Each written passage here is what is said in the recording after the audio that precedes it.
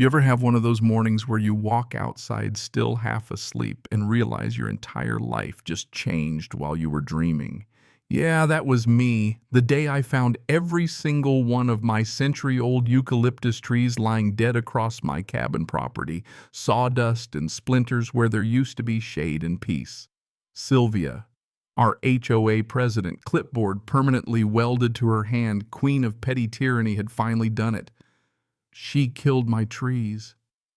For a second, I just stood there thinking maybe it was some kind of sick prank or a nightmare I could blink away, but no. It was real, and it was only the beginning.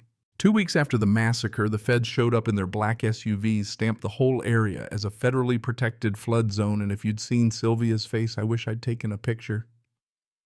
"This is impossible," she shrieked, voice cracking like a kid who just lost at Monopoly. Thing is, I didn't even know what was coming next. I thought losing my trees was as bad as it could get, but this story, it unraveled fast. You ever get caught up in HOA nonsense? If so, trust me, you'll want to hear how this one played out. Let me back up a sec. I'm Marcus Reed, architect, by day amateur landscape photographer by weekend. About 5 years ago, I found this half-rotted cabin in Willow Creek Estates, and yeah, the place was rough, but it had these eucalyptus trees, towering giants, canopies lit up gold every sunset. The neighbors had their manicured lawns and perfectly spaced hydrangeas, but my place, wild, timeless, untamable. That's what I loved most about it. I'd spend hours out there with my camera watching the light shift through the leaves, breathing in the eucalyptus. It felt ancient, like those trees had been there long before any of us, and if I didn't protect them, who would? Honestly, I probably romanticized it, but you get the point. My place stood out, which in an HOA is about as safe as painting your house neon pink.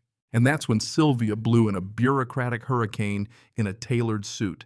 She'd worked city planning back in the day, so she knew every regulation, every loophole. Her bun was tight enough to break concrete. She talked like every conversation was an official transcript and carried that clipboard like it was the Constitution. Every time she passed my place, her eyes would linger on those trees, cold and calculating like she was already planning their execution. The first real showdown was over my bougainvillea hedge. I planted it for color, 4 feet tall, nothing outrageous, but suddenly the rule changed overnight. Now max, height was 3.5 feet. Got the letter in the mail 2 days later. You know what I mean? Sylvia rewrote the rules mid-game. I remember holding that letter staring at her cactus garden. Irony is alive and well in the suburbs, folks. Neighbors laughed about it, but there was this undercurrent of fear. Sylvia didn't just enforce the rules, she was the rules. Every time she drove by, she'd slow down, staring at those eucalyptus like they were her mortal enemies. I started to wonder if I was paranoid, but the feeling stuck. The hedge was just a test. She wanted to see if I'd fight back. I failed. Trimmed the hedge, kept my head down. I figured it would blow over. Spoiler, it didn't. The real nightmare started with a Tuesday letter official, HOA stationery, all legalese and veiled threats demanding the removal of all my eucalyptus trees. To preserve community sightlines and aesthetics, it said. Community sightlines to what? The back of someone's beige garage. I was fined $280 for improper hedge placement. Sylvia was flexing, she wanted control, and my trees were in her way. Reading through the HOA contract was like trying to decode a dead language. Sylvia wielded those bylaws like weapons. I'd signed away my rights without even realizing it. And when she called an emergency HOA meeting to address my non-conforming landscaping, I naively thought logic would win. Instead, Sylvia buried every point I made under a landslide of obscure regulations. It was like arguing with a fax machine, zero emotion, just noise and paperwork. Walking home from that meeting, I felt like I was 12 years old getting bullied on the playground. I wrote Sylvia an angry email, deleted it. Wrote another, deleted that too. I was outmatched. She had the rules, the neighbor's fear, and her own brand of procedural cruelty. People started looking the other way when they saw me, afraid of being next on Sylvia's hit list. Then came her final letter, this one with a zoning map proving there were no legal barriers to removing the trees. But the map was from 1992, which made zero sense. Enter Walter Quiet Neighbor. Retired water engineer always tending his tomatoes. FEMA marked this zone decades ago, he said one morning, watering his garden. Suddenly, the gears in my head started turning. Maybe I wasn't powerless after all. The next weekend, I woke up to chainsaws crews hacking down my eucalyptus stump after stump. I couldn't move. Watching those giants fall was like losing family. Later, a neighbor whispered, "She's clearing it for the lakefront buyers." 3 hours and my place was a wasteland. The shade was gone. The air smelled like grief and sawdust. And then Sylvia billed me $200 for the landscaping services. I almost laughed. Then I almost cried. When I looked for legal help, I found out the HOA contract did give them authority, broad, deliberately confusing, impossible to fight without an army of lawyers. Sylvia knew it. She always knew it. But then Walter showed up at my door with an old briefcase full of FEMA documents.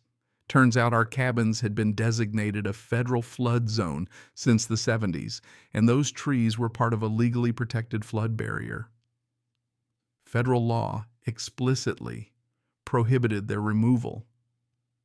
Sylvia hadn't just broken HOA rules, she might have broken federal law.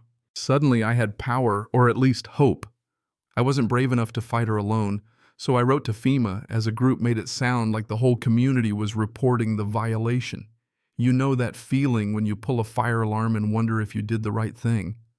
That was me. Officer Cooper at FEMA sounded bored at first. But when I dropped the magic words flood zone, eucalyptus erosion, he sat up, promised to send a team. The SUVs arrived the next week, feds swarming with drones, cameras, soil probes.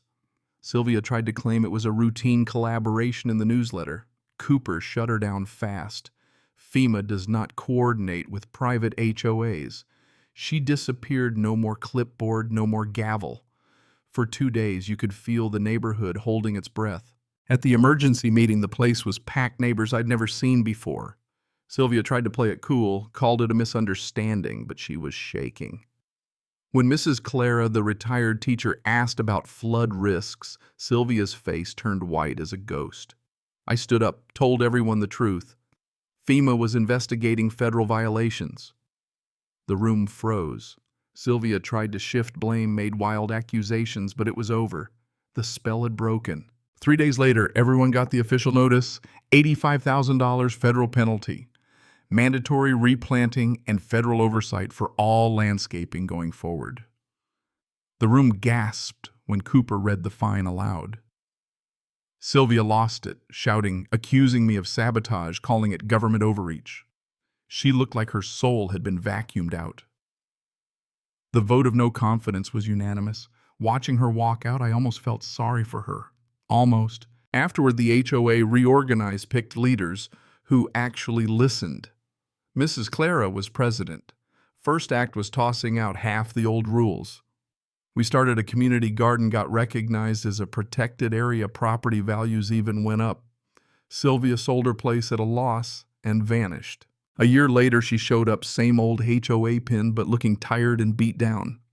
She tried to apologize, then blamed me for ruining her community. Turned out she'd been promised a commission for clearing the lake view. That's all it was, greed dressed up as order. 5 years on. The new eucalyptus trees are growing, kids climb them, neighbors talk, and I made a short documentary about what happened. If you take anything from my story, let it be this one act of resistance can ripple through an entire community. Sometimes all it takes is one stubborn person who refuses to back down. So what do you think? Was I right to fight? Did justice get served, or did we just trade one problem for another? If you've ever faced off with your own HOA nightmare or had to stand your ground against the odds, share your story below. Let's see who's got the wildest HOA war tale.